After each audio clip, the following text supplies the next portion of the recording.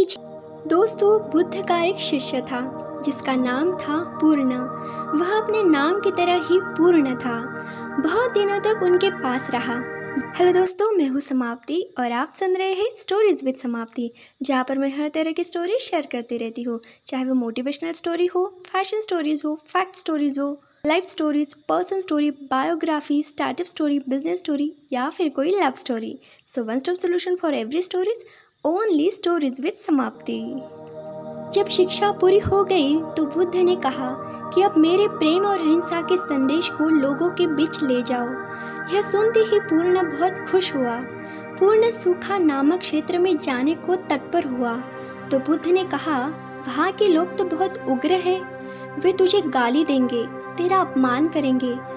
पूर्ण बोला, कोई बात नहीं, मैं तो ऐसे लोगों को दयालु ही मानता हूँ कि वे गाली ही तो देंगे, अपमान ही तो करेंगे, पत्थर तो नहीं मारेंगे। बुद्ध बोले, पूर्ण, वे पत्थर भी मार सकते हैं। पूर्ण का उत्तर था, कोई बात नहीं, मैं तो ऐसे लोगों को दयालु ही मानता हूँ कि वे पत्थर ही तो मारेंगे, जान से नहीं मार डालेंगे। बुद्ध बोले, पूर्ण, पर वे तो जान से भी मार सकते हैं। पूर्ण ने उत्तर दिया, तब तो वे सचमुच ही दयालु है कि मुझे इस जीवन से मुक्त कर देंगे जिसमें मैं भटक भी सकता हूँ। तब बुद्ध ने कहा कि वत्स, अब तू जा, तेरी शिक्षा पूर्ण हो चुकी है। अब तू जहाँ जाना चाहता है जा। अब तेरा कोई कुछ नहीं बिगाड़ सकता। अब तुझे कोई गाली नहीं दे सकता। अब तेरा कोई अपमान नहीं कर सकता। अब कोई तुझे मार नहीं सकता। ऐसा नहीं है कि वे तुम्हें मारेंगे नहीं, तुम्हें गाली नहीं देंगे। हो सकता है कि उनमें से कोई तुम्हें जान से ही मार दे, लेकिन अब वे केवल तुम्हारे शरीर को ही मार सकते हैं, तुम्हारे बाहरी शरीर को ही गाली दे सकते हैं, सिर्फ उसी का ही अपमान कर सकते हैं।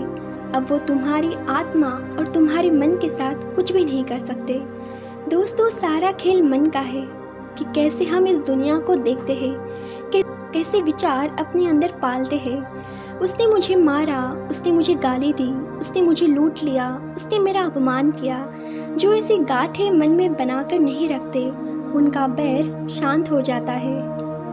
मन में बैर रखकर जीना नरक में जीने के समान है।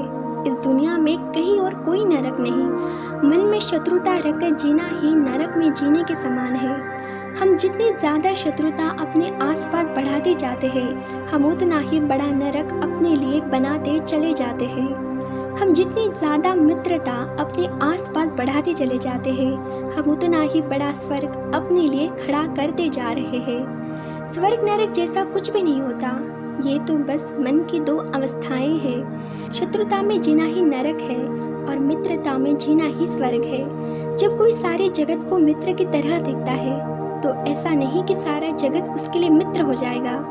इस भूल में रहना भी मत। लेकिन जब हम सारी दुनिया को मित्र की तरह देखते हैं तो हमारे लिए सारी दुनिया मित्र हो गई, हमारे सारे शत्रु समाप्त हो गए। और अगर कोई हमसे शत्रुता करेगा तो वो शत्रुता उसके मन में होगी, वो उसकी पीड़ा पाएगा, उसका दुख भी उसे ही होगा। हमें कोई भी पीड़ा नहीं दे सकेगा, हमें कोई भी दुख नहीं दे सकेगा।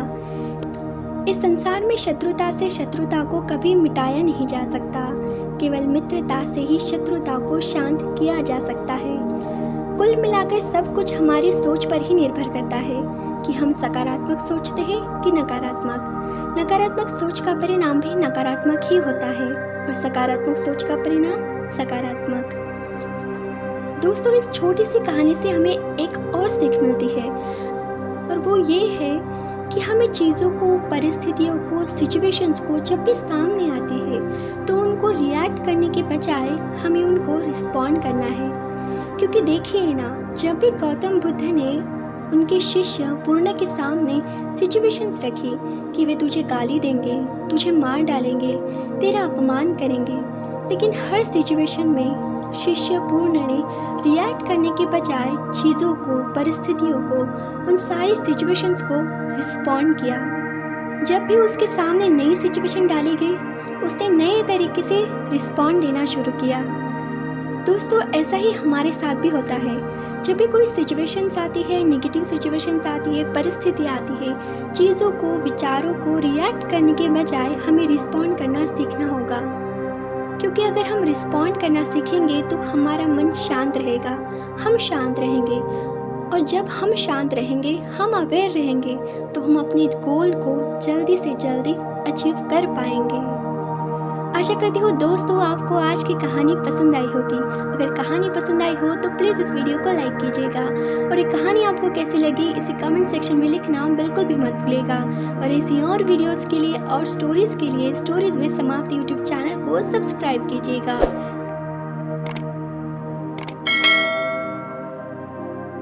तब तक के लिए खुश रहिए, खुशियाँ बांटते रहिए और अपना ख्याल रखिए। बहुत बहुत धन्यवाद। Thank you so much.